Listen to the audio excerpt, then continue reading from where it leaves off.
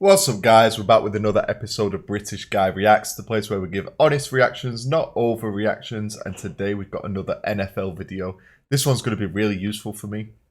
It's A Clueless European, which I am. Guide to picking an NFL team in 2022. So you guys know I'm on the lookout for a team. I like the look of Kansas City. I've been told I can't just call them Kansas, KC for short, with Mahomes. But I'm still an open book. I'm still looking for a team. It's a bit of a longer video today, so get yourself comfortable. We've reacted to this guy's videos before, the good. So yeah, get comfortable. Let's get straight into the video. Hello there, my non-Americans. We are now a quarter way into the NFL season, and my son, shit is crazy over here in the States. The Jets and the Giants actually look like a good team. The Rams and the Packers look lost, and Davante Adams has gone from helping cameramen up to now being charged for assaulting them. The duality of man. But this is just more proof that the NFL has the most turnover from year to year of any major sport in America. Now with 6 games under our belt, we got some data to react to. Yes, we now have a decent idea on which teams are train wrecks and which ones got the big pee-pee. Which means now is I'm going to try not pause too much in this video because it's so long anyway.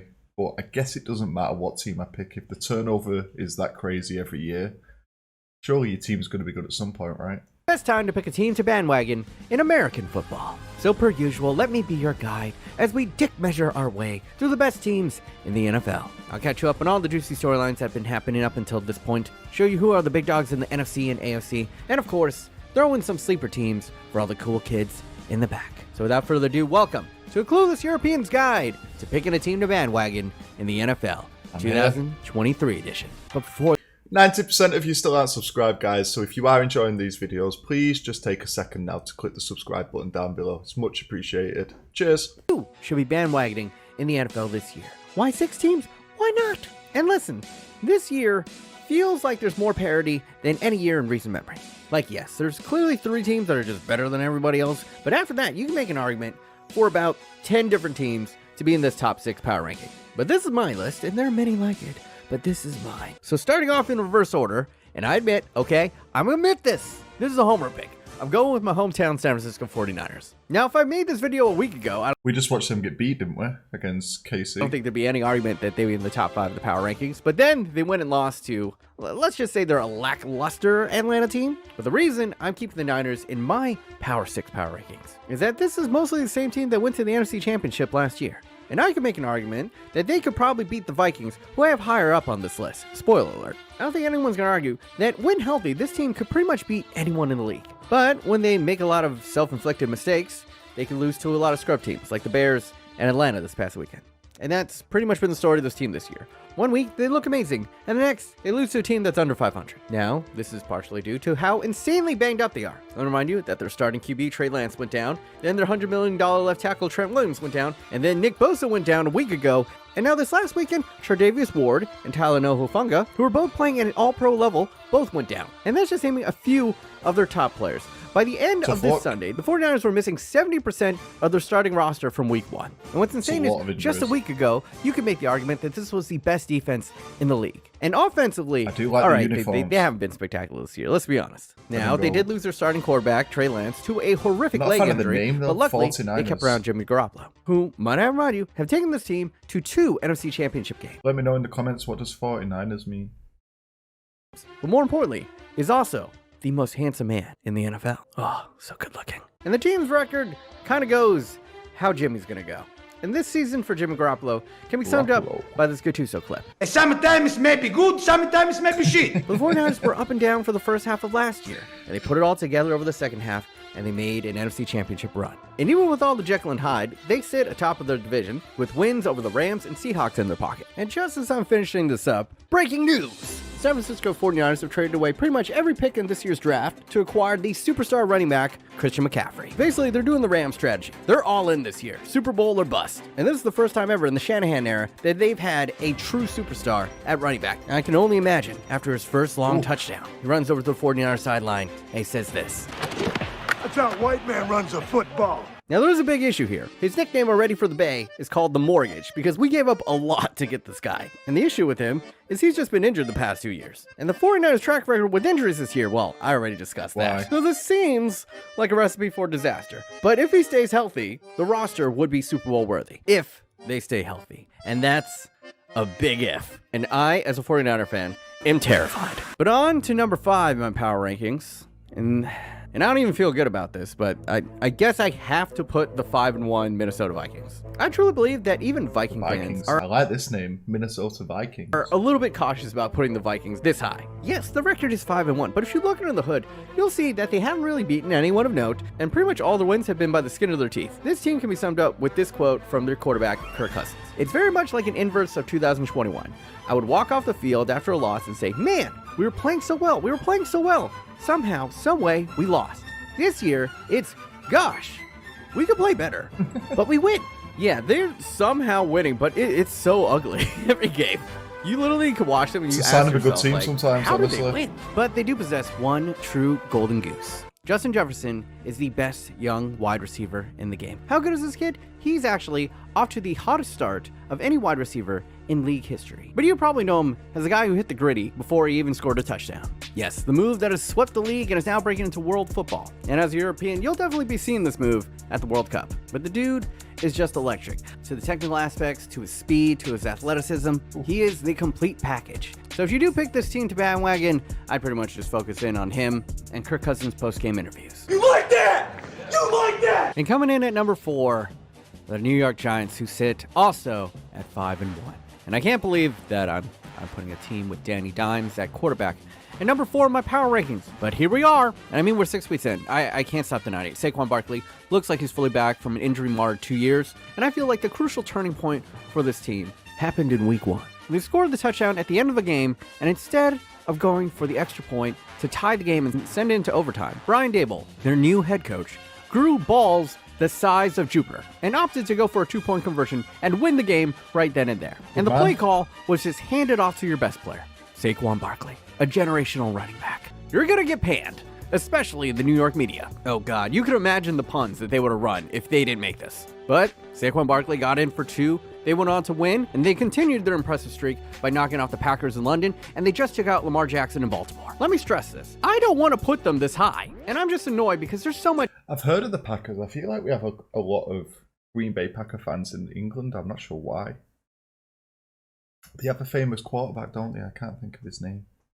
East Coast bias when it comes to sports in this country, and they are just so fucking thirsty for New York teams to be good. But in the legendary words of Bill Parcells, you are what your record says you are. And the G-men are fucking back, baby. Now.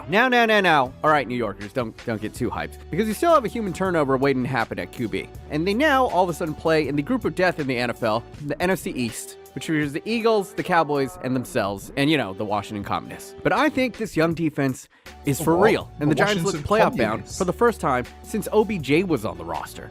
So look out, NFL. You might be hearing a lot more yes! As you don't know what that means. That means you don't live in New York. I'm not and going to count support yourself a New in. York team, unfortunately, guys. Coming in at number New 3 are the Yorkers. Kansas City Chiefs. Okay. And the Chiefs had... I'm kind of leaning towards Kansas City already.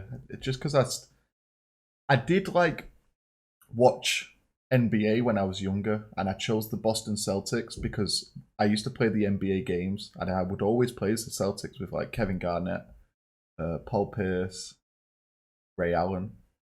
Then it disappeared from my life, NBA. I don't know what happened. I just stopped caring about it. And then in recent times, I keep an eye on the Boston Celtics. When I played the Madden game recently, something just drew me towards Kansas City. Probably because the quarterback was so good. And it just makes my life easier as a new player. But red is the colour of my my soccer team, football team, Manchester United, So the biggest bombshell dropped on them Let's see. this past offseason when their star wide receiver Tyreek Hill RKO'd them out of nowhere and demanded a trade out of town. The man hit Patrick Mahomes with a deuce one last time before taking his talents to South Beach. And many were kind of writing this team off, at least in the sense that they wouldn't be as dominant as years past. And remember, they struggled for a lot of last season. But a quarter way through the season, the Chiefs are looking like a monster. Now, they aren't quite as explosive without Tyreek Hill, but they are manufacturing offense with a myriad of young playmakers. And they still have Patrick motherfucking Mahomes. And he does what Patrick Mahomes does. Just plays ridiculous backyard football and it works out. Their head coach, Dr. Robotnik, is scheming up better than ever. And the defense, which lost a couple of big names in free agency, is actually somehow improved from last year. They've gone full Heisenberg. They are the danger once again. And if you didn't think that Patrick Mahomes hasn't heard all the chirping and the doubters, well, just listen in to what the mic'd audio captured him saying on the sideline 2 Sundays ago. I'm here. I'm here. I'm here. Now, they'd be higher up on this list, but they did just lose to the Bills. But if they can get a couple of these explosive rookies up to speed by the playoffs, they'll be in contention for another AFC Championship game. If not another Super Bowl. If not, another ring. Break out your Oh, so they've already won it recently, right? barbecue, Kansas City. It's time to get sloppy again. And speaking of sloppy, coming in number 2 are the fucking undefeated Philadelphia Eagles. Jalen Hurts has certainly leveled up this year. He is balling like a motherfucker. We always knew that he was a threat with his legs, but man, is he cutting it up passing it this year. And yes, while he's getting most of the accolades, which he deserves, I personally believe that the biggest factor in the Eagles' success this year are their big boys in the trenches. The big uglies on their O-line are giving Jalen time in the pocket and mauling dudes in the run game. And their defensive line, bro. They are just overwhelming teams like they're the little brother. Wave after wave, like a Mongolian horde, they just keep on destroying quarterbacks. And while the more glamorous positions like quarterback and wide receiver get a lot of the accolades, it's usually the big boys in the trenches that win you the games. If you want to see the proof, well, the Eagles are undefeated, so yeah. And they've upgraded in offense, somehow stealing away A.J. Brown's big ass from the Titans this offseason. Devontae Smith is starting to showcase what made him look like the best player in college 2 years ago. And if that wasn't enough, they have a top 6 pick in this year's draft because of a trade they made with the floundering Saints. Everything is indeed sunny in Philadelphia right now. You know that the Eagles are good when no one has been shot outside a famous Philly cheese spot since the season started. The last time the Eagles were this good, they won the Super Bowl, and we all had to witness a man of his own fruition eat horse shit off the ground. That isn't a metaphor. What? No. I'm not becoming an Eagles fan. I like the name Philadelphia Eagles, you know. Philadelphia. Got the Philly cheesesteak, Fresh Prince of Bel-Air. Allen Iverson played in Philadelphia. This has just completely turned me off. Philly is wild. And I can't show this to you because this isn't YouTube from 2010. But trust me, behind the censor is a favored son of Philadelphia going to town. The Tennessee on fans poop are throwing like goalposts at Rivers. And their fan base is ridiculous. I don't know shit. if European football has an equivalent, like maybe Rangers fans, but y'all are just violent. I don't know if any of you guys have actually eaten shit off the ground. But yeah, God help us. We'll fight, but we're not eating shit off the ground. No, man. If the Eagles stay good all season, because I genuinely fear for the city of Philadelphia if they win the Super Bowl again. And at number 1, I got the Buffalo Bills. All right. I hear you, Philly fan. The Eagles are undefeated, but the Bills have Josh Allen. And he is maybe the most singular, unstoppable player in the NFL. Ariel Hawani is a the man Bills fan, has right? a nuclear-grade arm, the size and girth to run over linebackers, and the athleticism to hurdle world-class athletes. His wide receivers are fast AF, and he's got the arm to hit them anywhere on the field. He is just the baddest man in the NFL right now. And even with half this roster banged up, they just keep on getting the job done. They're coached exceptionally well on both sides of the ball and just avenged their historic playoff loss to the Chiefs. And all of this is happening before a single inch of snow is hit It's like Buffalo. quarterback. They're only going to get better from here on out. I think it's safe to say that they're not just the new boogeyman of the AFC. They are the big PP of the NFL. I know I said I fear for the health and safety of Philadelphia, but at this point, I just given up on hope for Buffalo. The amount of flaming tables that Bills Mafia is going to go through this year, I don't know if there's enough ERs in Western New York to hold this rabid fan base. Oh my god. The Bills Mafia is going to That's brain damage right go through there. this year. I don't know if there's enough ERs in Western New Oh my god. What are you doing? York to hold this rabid fan base. And I think even when they're in the ER, they might just try to jump through the stretchers. And that's why, my European friend, I put them number 1 in my power rankings for teams to bandwagon this year in the NFL. They're awesome to watch. They got the best player in the league right now. And even if they lose, you can just see grown human beings, and sometimes babies, go to tables. God bless Buffalo, God bless Buffalo Wings, and God bless Bills Mafia. But now, let's give a few sleeper teams for all the cool kids in the back. And some of these guys aren't even sleepers. You could easily slot 2 or 3 of these teams I'm about to mention in for my Niners at 6. But before you kill me, I do have a few surprise picks that might stun a couple of y'all. But first, let's start off with the Man United of the NFL. Man United's my team. Look at some of these players there. We've got Wayne Rooney at the front, Robin Van Persie. We got Januzaj there, who was good for like 1 year, then he was terrible. Juan Mata, David De Gea. And yes, the Dallas Cowboys might just be back. Much like Manchester United, the Dallas Cowboys saw their glory years in the 90s. But since then, they've just had false dawn after false dawn. And after the first game of the season, many were quick to write them off. Now, let's be real. It was a brutal 3-19 loss to the Bucs. They looked completely inept in offense, and then they had their franchise quarterback, Dak Prescott, go down to injury. And the biggest Cowboy hater in the country, Stephen A. Smith, this man is diabolical. Look at how happy he was. Oh, God. His dick could not. I hate Stephen A. Smith.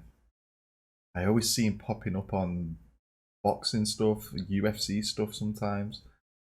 He does basketball as well. I'd have gotten harder if he was on that blue chew. But he wasn't the only one, man. Pretty much everyone wrote them off after that game 1. It was a foregone conclusion that their season was dead and buried. But since then, they've rallied behind their backup quarterback, Cooper Rush, who honestly just sounds like a creative player name, and won 4 out of their next 5 games, only falling to the undefeated Eagles. And much of that credit is due to their Super Bowl defense. It is truly special. It's a defense that can keep them in any game. And this young man that they have playing DN for them, Micah Parsons, might be the only player in a decade who I can watch and actually think, man, this dude might actually be better than Aaron Donald at football. He is that once-in-a-generation type player. And he happens to play for the marquee franchise of the NFL. And then you add on top of that, their defensive MVP from last season, Trayvon Diggs, has kept on making those game-changing plays that defined him last season, while reducing the often game-changing plays he would give up from last season. And now Dak Prescott is healed up and ready to play soon. They're only going to get scary from this point out. Now the problem is, they play in the same hyper-competitive division as the Giants and the Eagles. And what's crazy is this division, the NFC East, was long seen as the weakest division in the NFL. And now all of a sudden it's looking like it can produce 3 playoff teams this year. And that is why you stay loyal to your team as an NFL fan. Because shit can just turn around just like that. Well, unless you're a Detroit Lions fan. And then next up on the sleepers, yeah, I'm still not giving up on the Natty. Not even after the sluggish start to the season. And I get it, all right? This Even guy with who their new smokes and the improved, cigars, revamped offensive line, Joe Burrow is getting destroyed on the I think I've regular. seen him on And Nelk part of that Boys is on the or something. line, but some of it, you gotta put on Joe. The Golden Boy is getting the same treatment Mahomes and Josh Allen got in their young careers. And that is defense It's got the same name as me. I'm called Joe.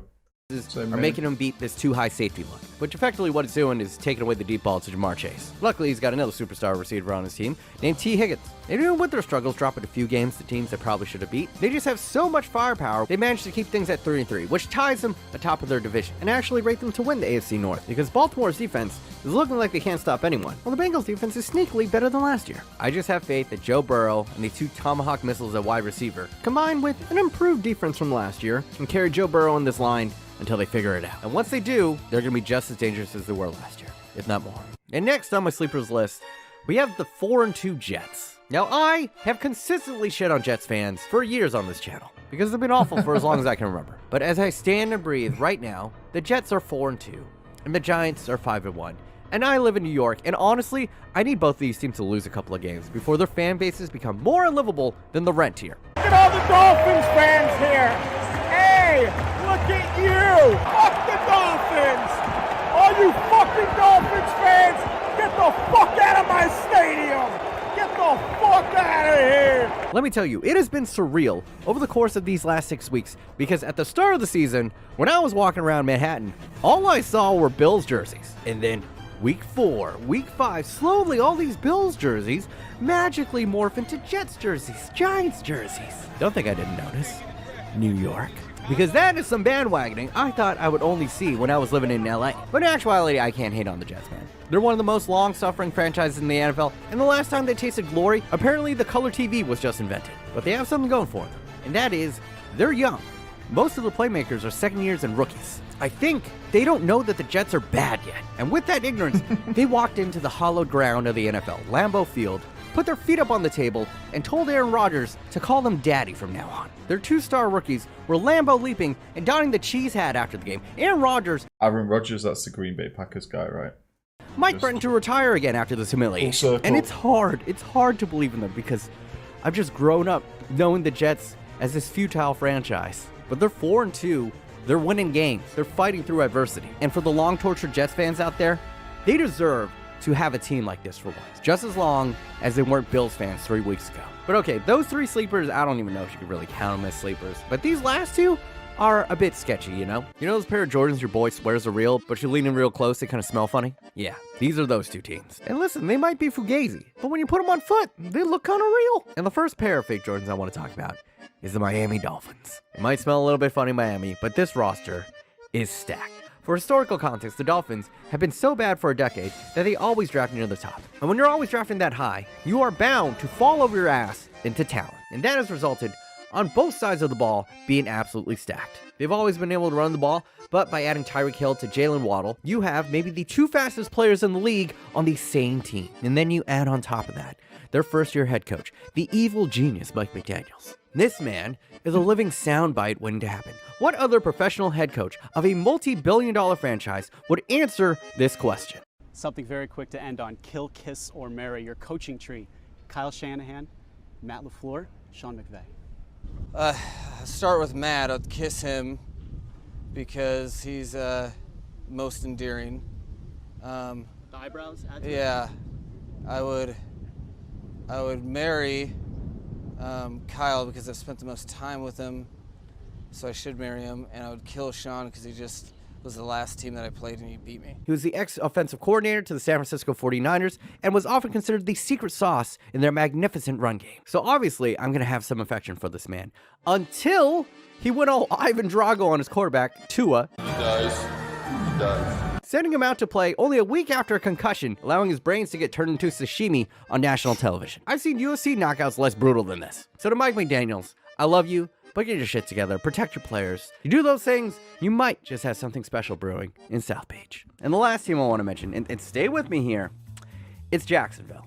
Now, listen, I know they're 2-4, but this is an underrated young roster. They, like Miami, have been generationally awful, and that has also allowed them to get a lot of high draft There's a lot of picks. generationally Draft picks awful have created NFL mini teams. monsters on both lines of scrimmage. Imagine them as the baby Eagles, because their big uglies in the trenches are still trying to figure it out. But when they do, they got the talent to be absolute demons. Doug Peterson is a legit coach, and he's got them playing well considering the utter disaster he had to clean up after Urban Meyer. And let's not forget that Trevor Lawrence was a generational talent coming out of college. And for you, my European friend, I would actually put the Jaguars as your #1 team to Oh, these are the ones who always play at Wembley, right? In bandwagon because they're going to move to you. You probably already heard of this team Yeah. because given every opportunity for the past 7 years, they've gone over and played in London. And there have been rumors swirling around for years of the NFL trying to expand to Europe. And with the owner of the Jags recently trying to buy Wembley Stadium, it's almost an open secret that they're going to be playing in London or somewhere in the UK, probably in the next 3 to 5 years. Now, they're not going to put it all together this year. But when you watch them, what you see is the foundation of what could become an excellent football team. And by the time they make the move over to the UK, they'll probably be good. And even if they aren't, every team that comes to visit them will be jet lagged out of their minds, giving you the best home field advantage of anyone in the league. So I say, jump on the bandwagon now, because someday in the near future, you might be witnessing a Super Bowl take place in England. Now, the Jaguars might not be playing in it, but if I know the NFL, they're definitely going to have a Super Bowl played at, like, Tottenham Stadium or Wembley. And that's going to be it for my guide on who to No, I don't think bandwagon they'll ever do at the least Super at the Bowl in start England. of the NFL season. Oh, hello, it's your #1 fatty. Okay, so that was A Clueless European's Guide to Picking an NFL Team in 2022. I'm not going to make my mind up yet. I'm going to shortlist it down to 4, and then I'll run a poll in the community tab and let you guys vote. We'll go from there. So my #1 pick in the 2022 draft is Kansas City. #2, I'm going to put the Dallas Cowboys in there. It's the comparison to Manchester United, you know? Kind of hits home. Used to be very successful, had a tough period. Could they be coming back? #3, I like the sound of Miami Dolphins, you know. Young team, new, kind of inexperienced head coach. He's coached offensively at other teams. So they're #3. And then #4, we will put in the Jacksonville Jaguars, because they might become a UK team. So that kind of makes the most sense, really, doesn't it? I'm going to leave it down to you guys, though. I'll put a poll after I drop this video, and you guys let me know. We'll give it a week, see which one gets the most votes, and we'll take it from there. I'll order myself a jersey. If you did enjoy the video, please like the video, comment down below on what else you want to see in the future, subscribe to the channel so you don't miss anything upcoming, and I'll see you for the next one. Take it easy. Peace.